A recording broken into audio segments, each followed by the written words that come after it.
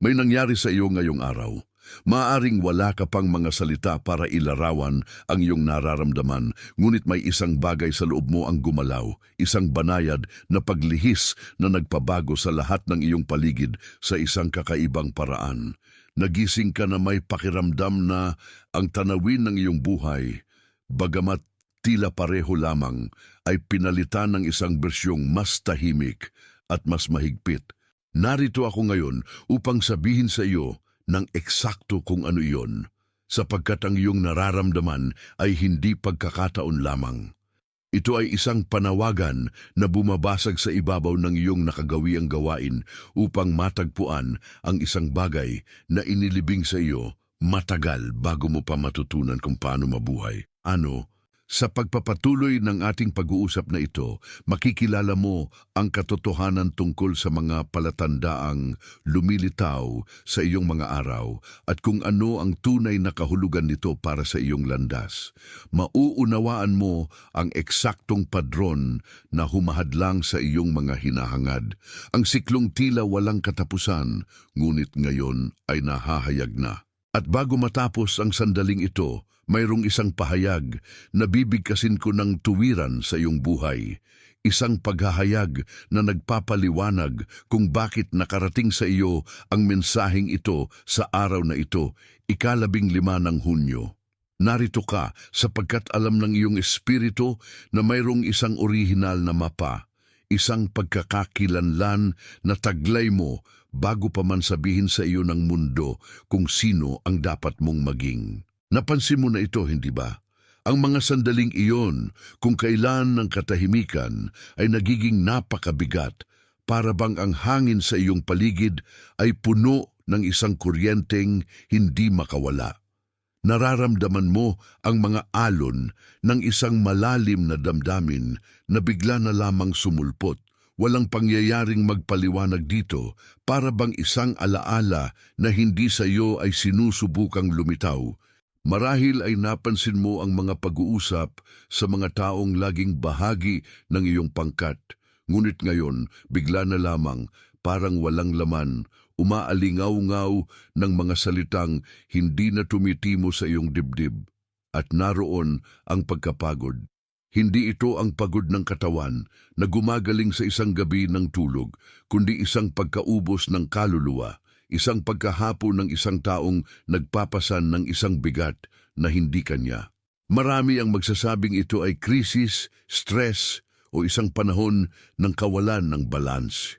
Ngunit sinasabi ko sa iyo ang katotohanan, ito ay kalibrasyon.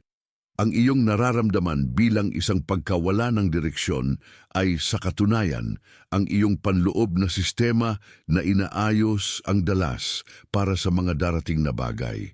Ikaw ay lumalayo sa kung sino ang kinailangan mong maging upang maibigan ang mundo, upang ang iyong esensya, ang isang taglay mo bago ang anumang inaasahan, ay sa wakas ay makahinga. Ang hindi komportableng pakiramdam na iyong nararamdaman kapag tinitingnan ang ilang mga nakagawian ay patunay na ang iyong orihinal na pagkakakilanlan ay sinusubukang manaig sa maskara na iyong itinayo upang mabuhay.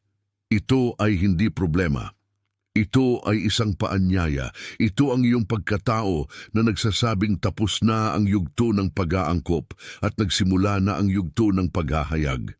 Ang iyong mga daliri na nagtatype ng 3 numerong ito ay ang iyong espiritu na nagsasabing oo.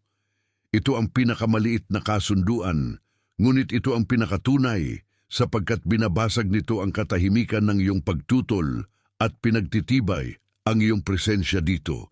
I-type ang 888 pagkatapos ay bumalik ka agad sa akin, sapagkat ang nasa ilalim ng patong ng kalibrasyong ito ang siyang tunay na magtatakda ng iyong paglalakbay mula ngayon.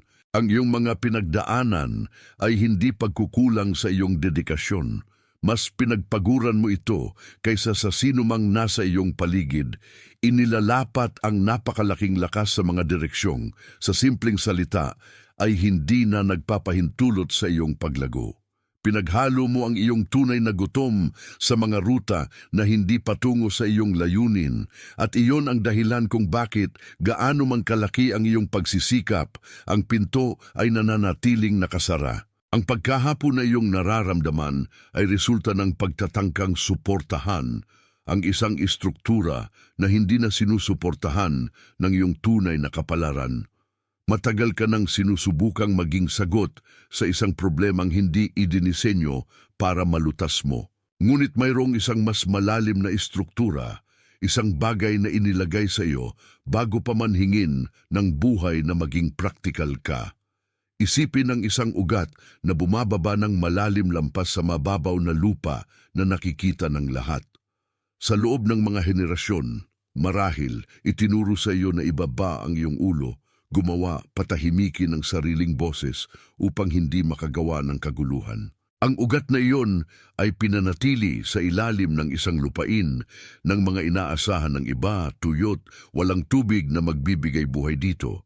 Ngunit ang katotohanan ay kahit sa ilalim ng lahat ng lupaing iyon, ang iyong ugat ay nananatiling buo. Hindi ito namatay, naghintay lamang ito sa sandaling ihihinto mo ang pagtatangkang mamukadkad sa lupaing hindi sa iyo upang kilalanin na ang lupang iyong tinatapakan ay, sa katunayan, sagrado at lubos na sa iyo. Hindi mo kailangang itayo ang landas na ito. Kailangan mo lamang alisin ang mga dambakal na nagtatago dito. Ang iyong pagsisikap ay hindi nasayang, ngunit ito ay maling na ituro ng bigat ng mga inaasahang dinala mo na parabang iyon ang sarili mong kagustuhan.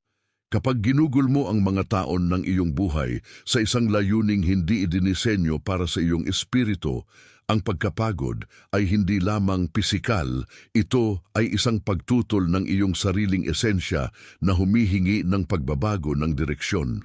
Sinusubukan mong pilitin ang pagbukas ng mga landas na hindi inilaan para sa iyong mga paa.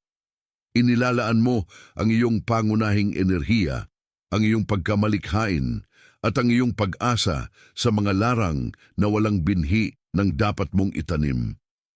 At ang pagsusuring ito ay tumpak, hindi upang pakiramdamang may kasalanan ka, kundi upang sa wakas ay maunawaan mo kung bakit ang pakiramdam ng palaging nasa limitasyon ay hindi kumukupas. Ang pagkahapon na iyong nararamdaman ay resulta ng patuloy na hindi pagkakasundo. Ito ay para bang sinusubukang panatilihing gumagalaw ang isang sasakyang dagat sa pamamagitan ng paghila ng mga lubid na nakakabit sa isang daungan na dapat mo nang iniwan matagal na panahon ang nakalipas. Ikaw ay pagod sapagkat ang iyong lakas ay kinakain upang mapanatili ang ilusyon na kung magsusumikap ka pa ng kaunti, kung magiging mas pasensyoso ka o mas produktibo, ang kapayapaan ay sa wakas darating. Ngunit ang kapayapaan ay hindi ang hantungan ng sino mang nagpupumilit sa maling landas. Ang kapayapaan ay resulta ng pagiging eksakto kung saan ka itinanim mula pa sa simula. Isipin ang metapora ng ugat na aking binanggit. Kung ang isang binhi ay itinapon sa mabato na lupa, maaari itong tumubo, ngunit makikipaglaban ito sa tigas ng lupa sa bawat sentimetrong sinusubukang lumago. Ito ay hindi sira na halaman, ito ay isang halaman lamang sa lupaing hindi akma sa kanyang kalikasan. Nagdaan ka ng mga dekada, marahil ang iyong buong buhay na naniniwalang ang tigas ng lupa ang iyong problema, nang ang totoong problema ay ang lokasyon. Ang mga henerasyong nauna sa iyo, kasama ang kanilang sariling mga hapdi at takot sa pag-iral, ang humubog sa lupain kung saan ka inilagay at nagsabing dapat kang magpasalamat sa pag-iral dito. Itinuro nila na ang kaligtasan ay nasa pagsunod, na ang halaga ng iyong pagkatao ay sinusukat sa iyong kakayahang umangkop sa tuyot na lupain na ito. Ngunit ang iyong orihinal na pagkakakilanlan, ang isang taglay mo bago ka pa maturuan na magtago, ay hindi kailanman tumanggap sa lupaing ito. Nanatili itong buhay tulad ng isang malalim na ugat, naghihintay na kilalanin mo ang kawalan ng buhay sa palibot upang hanapin mo ang sarili mong lugar. Ang mga dambakal na iyong tinatapakan ngayon, gawa sa mga tungkulin, mga paghihingi at mga ipinataw na katahimikan ay nagsisimulang gumalaw. Nararamdaman mo ang paggalaw na ito bilang isang kawalang kapayapaan. Nararamdaman mo ang tawag na ito bilang isang pagkahilo. Ngunit ito ay ang iyong ugat lamang. Sa wakas ay nakakatagpo ng puwang upang lumawak patungo sa tubig na palaging available. Ngunit ang takot na iwanan ang dating lupa ang pumigil sa iyo upang maabot ito. Huminga ng malalim ngayon. Hayaan ang larawang ito ng lupang iyong tinatapakan na maging totoo sa iyong isip.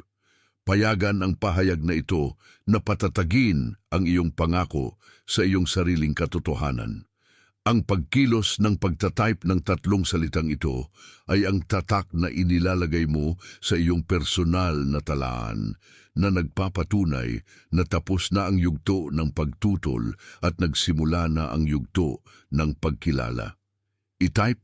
Itatag ang sandaling ito sa iyong ngayon at pagkatapos ay bumalik ka agad sa akin. Habang ginagawa mo ito, unawain na ang iyong pagpapatunay ay hindi na nakadepende sa sinuman. Kung ang mensaheng iyong narinig hanggang ngayon ay nagpatotoo sa isang bagay na bumubulong na ng iyong espiritu sa mga oras ng katahimikan, hayaan ang iyong like ang maging iyong walang salitang amen. Ito ay hindi sukatan, ito ay hindi bilang para itaguyod ang sinuman. Ito ay isang tahimik na senyales na kinikilala mo ang sinabi at tinatanggap mo ang paghahatid ng paghahayag nang hindi kinakailangang makipaglaban para dito. Tanggapin na ang inihahayag ay hindi nangangailangan na magtayo ka ng anuman. Nangangailangan lamang ito na tanggapin mo ang narito na naghihintay lamang na alisin mo ang hindi na sa iyo. Hindi mo kailangang maging anumang bago. Kailangan mo lamang tumigil sa pagtatangkang maging iyon ang ipinapalagay sa iyo ng mundo. Ang iyong pangunahing lakas ay bumabalik. Ito ay hindi nagmumula sa pagsisikap kundi sa pahintulot. Hindi ka na sinusubukang lutasin ang mga problemang hindi sa iyo, nagsisimula ka ng tumira sa espasyong inilaan para sa iyo mula bago ka pa magkaroon ng pangalan. At ang pagbabagong ito, gaano man ito kabanayad sa paningin ng iba, ay ang pinakamalaking pagbabagong maaaring maranasan ng isang buhay. Ikaw ay umaalis sa mga rutang umaubos lamang sa iyong oras at nakikipag-ayon sa isang daloy na sa unang pagkakataon ay hindi nag-aalok ng pagtutol. Para bang pagkatapos ng mahabang paglalakbay laban sa agos, sa wakas ay iyong ibinaligtad ang bangka at napagtanto na ang buong ilog ay dumadaloy na pabor sa iyo. Ang tila imposibleng maabot sa katunayan ay naghihintay lamang na tumigil ka sa pagsagwan patungo sa hadlang. At ito ang susi na hinahanap ng marami sa labas ng kanilang sarili, ngunit nananahan sa katahimikan ng iyong sariling pagkatao. Ang solusyon ay wala sa isang bagong estratehiya sa buhay o sa isang listahan ng mga gawain o sa mga planong nangangailangan pa ng iyong pagkahapo. Ang solusyon ay ang pagbabalik. Ito ang pagkilala na sa mahabang panahon, sinusubukan mong sakupin ang mga lugar na hindi idinisenyo para sa iyong tangkad.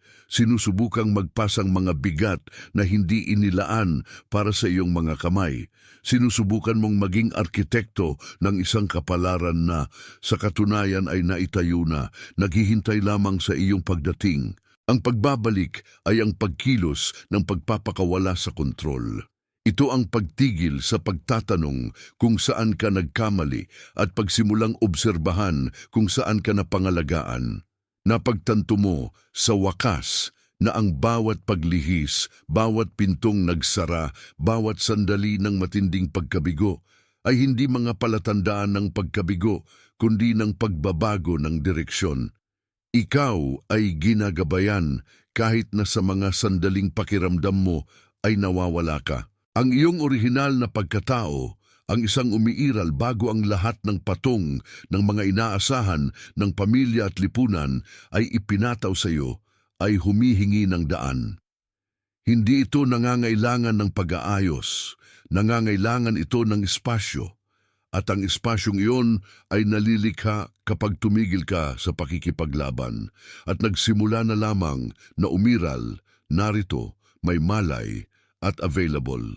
May mga tao sa iyong paligid na nabubuhay sa patuloy na pagkabalisa, ngunit sa katahimikan ng iyong pangunawa, nakikilala mo kung sino ang tunay na nangangailangan ng mensaheng ito. May isang tao sa iyong landas na mas pinagpaguran ito kaysa sa sinuman, isang taong may dalang pagod sa mga mata na hindi pisikal, kundi umiiral. Ito ang tahimik na naghahanap na nagdadala ng mga lihim na hindi nakikita ng iba, isang taong pakiramdam ay wala sa lugar, ngunit patuloy na sumusulong na may pananampalatayang hindi niya maipaliwanag. Ang mukhang ito na biglang lumitaw ng malinaw sa iyong isip habang ako'y nagsasalita ay hindi nandoon sa pagkakataon lamang. Ang taong iyon ay kailangang malaman na ang kanyang pagsisikap ay nakita. Ipadala mo ito sa kanya, hindi bilang payo, kundi bilang paghahatid. Marahil kailangan niya lamang ng isang salita, ng paalala na ang panahon ng pag-aani ng itinanim ng lihim ay papalapit na. Ikaw ang maging daanan ng pagpapatunay na iyon para sa isang taong, tulad mo, ay nagdadala ng mundo sa kanyang mga balikat nang hindi humihingi ng tulong. Huminga ka muli, pakiramdam kung paanong ang bigat ng iyong mga balikat ay nagsisimulang mawala. Hindi dahil nawala ang mga problema, kundi dahil tumigil ka sa pagtatangkang lutasin ang mga ito ng mag-isa. Ang iyong pagkakakilanlan ay hindi ang iyong ginagawa o ang iyong nililikha. Ang iyong pagkakakilanlan ay kung sino ka. Ito ang iyong pagkakahanay sa layuning bumulong sa iyong tainga bago ka pa man ipanganak. Bago matapos ang sandaling ito, kailangan mong patunayan ito upang ang iyong subconscious ay magtala ng bagong dalas. Huwag itong isulat bilang isang hangarin o bilang isang malayong pag-asa. I-type ito bilang pagpapatunay na tinanggap mo ang katotohanan ng iyong kalikasan. Hayaan ng iyong espiritu na ang kinin ng pagkakakilanlang ito na pinapayagan ang sulat kamay ng iyong mga daliri sa tiklado na magpatotoo sa ipinahayag na ng iyong loob bilang batas. I-type ngayon ng mahinahon at may buong autoridad na ibinibigay sa iyo ng katotohanan ito.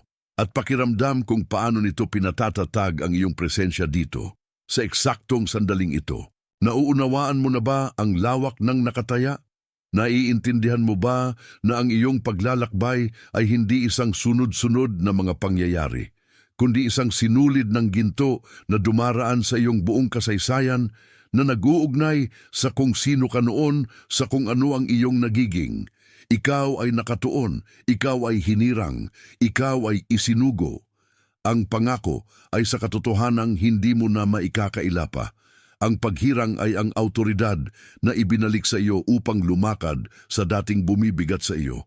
At ang pagpapadala ay ang iyong kakayahang maging liwanag sa lugar kung saan ka ilalagay, nang walang pagsisikap sa pamamagitan lamang ng iyong sariling pag-iral. Nararamdaman mo sa eksaktong sandaling ito na ang katatagan ng lupa sa ilalim ng iyong mga paa ay nagbago ng pagkakapareho. Ito ay hindi pisikal na pagbabago, hindi ito isang bagay na masukat ng sinuman, ng mga panukat o mga aparato. Ito ay pagbabago ng espiritual na densidad na nagaganap kapag ang isang sinaunang katotohanan, halos nakalimutan na, ay sa wakas ay nakakatagpo ng lugar ng pahinga sa iyong dibdib. Ang pagsisikap na iyong inilaan sa loob ng mga taon upang suportahan ang iyong sarili, upang patunayan ang iyong sariling bisa sa harap ng isang mundong bihirang tumingin ng lampas sa ibabaw. Ang pagsisikap na iyon ay hindi na sayang, bagamat ito ay nakapapagod. Ito ay sa katunayan isang pagsasanay sa tibay para sa sandaling ang paghahayag ng kung sino ka bago ka pa mahubog ng mga panggigipit ng pag-iral na ito ang maging iyong tanging gabay. Ang bawat hakbang na iyong ginawa, ang bawat pagkabigo na iyong naramdaman, sa pagkakita ng mga pintong nagsasara, ang bawat sandali ng katahimikan kung kailan itinanong mo sa iyong sarili kung nasa tamang landas ka, lahat ng ito ay nagsilbi upang pakintabi ng iyong pangunawa. Ikaw ay hindi itinayo ng mga pangyayari. Ikaw ay hinasa ng mga ito upang ang iyong esensya ay makapagniningning ng may kinakailangang kaliwanagan ngayon. At iyon ang dahilan kung bakit sa sandaling ito ang kagyat na pangangailangan na kumilos, makipaglaban, manghikayat ay pinalitan ng isang malalim na katahimikan, isang kapayapaan na hindi nakadepende sa mga panlabas na kondisyon, kundi sa panloob na pagkilala na ikaw ay eksaktong kung sino ang dapat mong maging sa eksaktong panahong dapat kang narito. Ang buhay, gaya ng iyong nakilala, ay nangangailangan na ikaw ay maging isang gear sa isang mekanismong hindi isinasaalang-alang ang iyong orihinal na kalikasan. Napilitan kang umangkop sa isang hulmang hindi kailanman akma sa iyong espiritu. Ngunit sa paglingon sa nakaraan gamit ang lente ng kaliwanagan, napagtanto mo na ang mga pagkabigo ay, sa katunayan, mga proteksyon.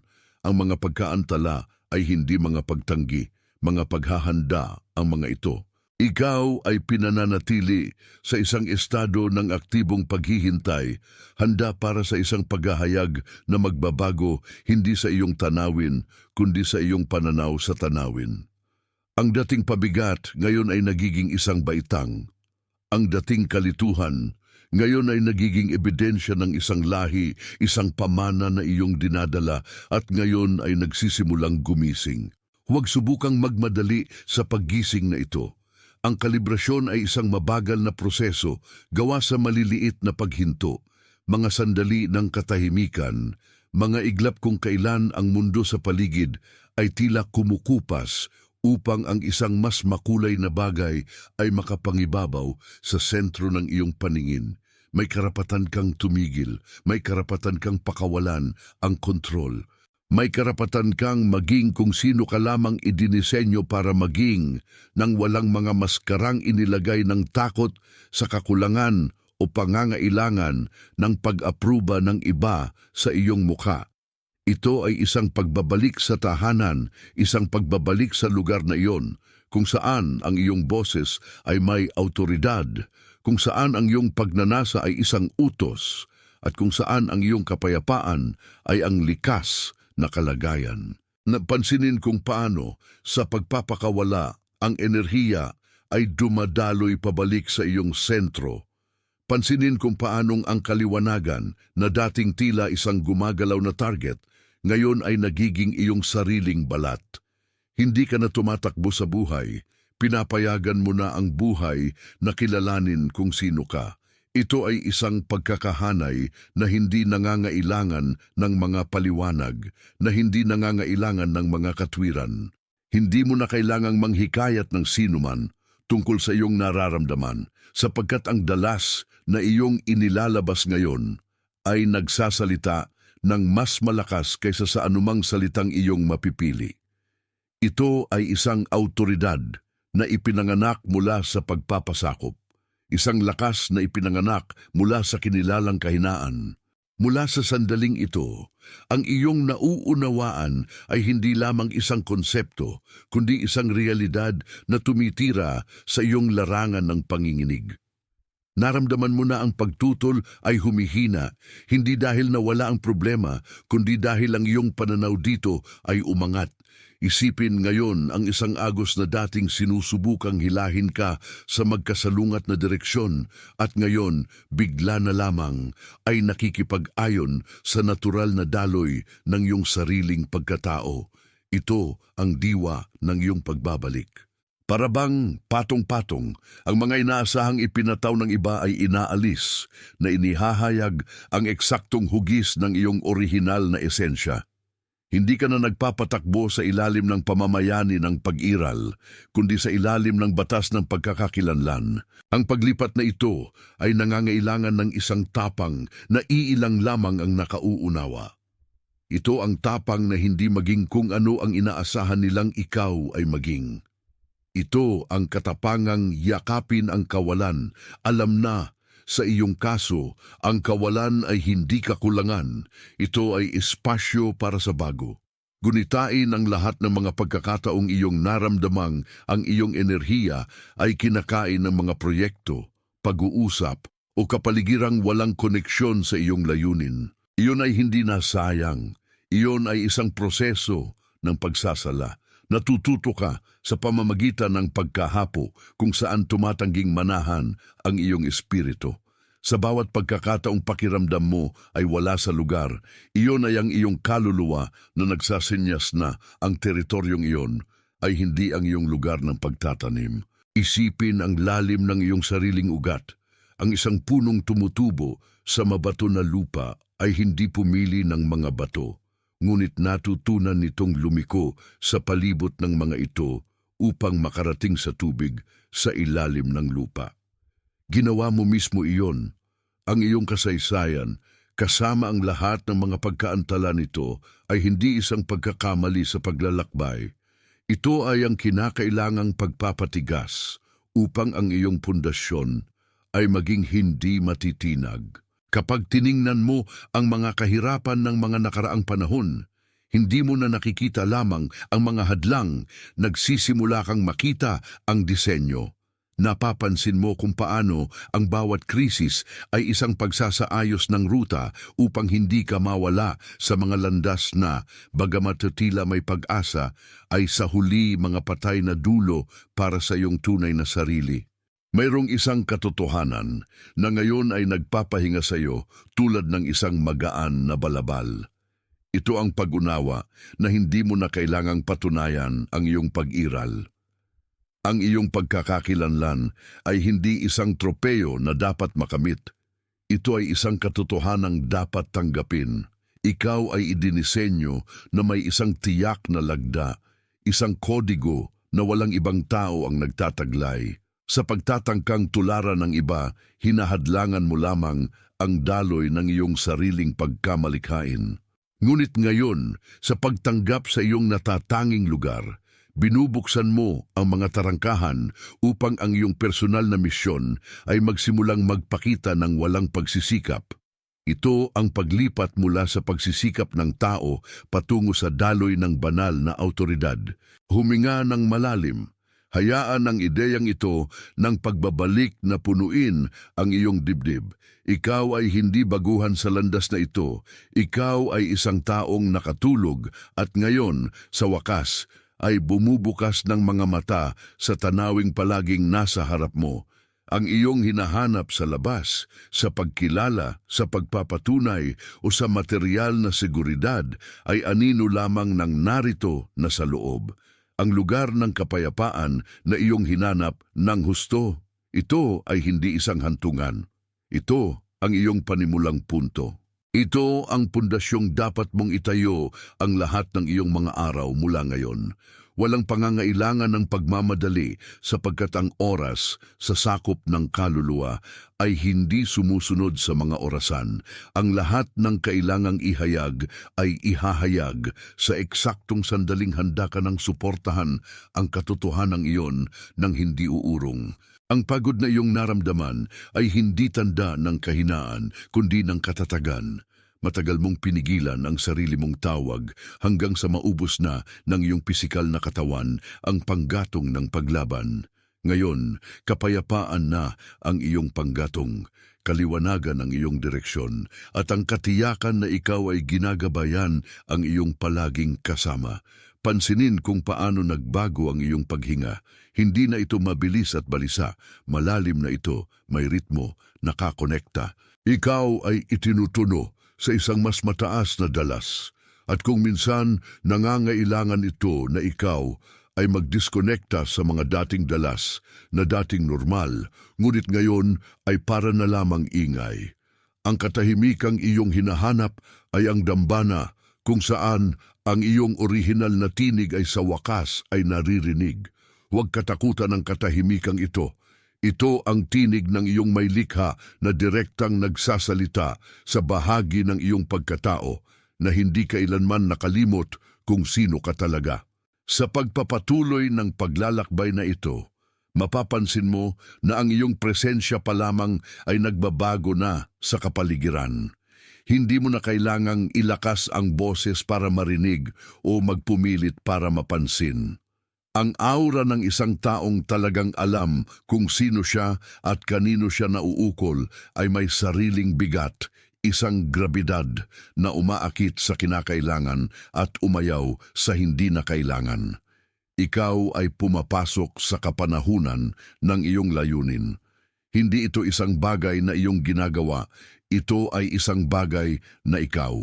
Ito ay isang hinahon na nagdudulot ng paggalang, isang katiwasayan na nagpapahupa sa kaguluhan, at isang katiyakan na sumisibol kahit sa pinakatigang na lupa. Ikaw ay nagiging punto ng katatagan para sa mga naliligaw pa sa unos. At sa paggawa nito, wala kang nawawala, lahat ay iyong nakakamtan. Ang iyong paglalakbay ay isang buhay na patunay na ang pagpapanumbalik ay posible, na ang kaluluwa kahit na nakalimutan ay hindi kailanman nawawala. Naghihintay lamang ito sa sandaling ikaw ay magpapasyang, sa wakas tumingin sa loob. Dala-dala mo ngayon ang isang kaliwanagan na dating banyaga sa iyo, na para bang ang telang tumatakip sa iyong paningin ay sa wakas ay nahubdan. Ang taong iyon na lumitaw sa iyong isipan habang tayo ay nagsasalita, ang taong iyon na tahimik na gumagawa, na nagtataglay ng pagod na walang nakakapansin at kahit na pagod ay patuloy na naghahanap ng kasagutang laging isang hakbang lamang ang layo. Ang taong iyon ay nangangailangan ng natanggap mo. Huwag itong itago bilang lihim. Ito ay isang paanyaya para sila rin ay matagpuan ang daan pabalik. Bago magtapos ang sandaling ito, nais kong maunawaan mo ang lalim ng itinatag. Hindi mo narinig ang mga salitang ito sa pagkakataon lamang at wala ka rito dahil sa simpleng pagkakataon ng kalendaryo sa petsang ito ng 15 ng Hunyo. Mayroong isang pagkakakilanlan na sa iyo, isang bagay na naisulat bago mo pa man gampanan ang mga papel na ipinataw sa iyo ng mundo. Upang pagtibayin ang pagkilalang ito bilang pangwakas na tatak sa iyong kamalayan, itype mo ngayon ang mga salitang ako ang hinirang sa mga komento sa ibaba. Huwag isulat ito bilang isang humihingi, kundi bilang isang nagpapatotoo sa katotohanang gumagana na. Isulat ito ng mahinahon, hayaan ang pagtatala ng katotohanang ito na maging bahagi ng iyong sariling espiritual na lagda. Pakiramdam mo ngayon ang lakas ng ating sama-samang itinatayo sa espasyong ito ng pagkilala. Ikaw ay nakatalaga, ikaw ay inatasan, ikaw ay isinugo. Mula ngayon, ang mundo sa iyong paligid ay magsisimulang tumugon ng iba, hindi dahil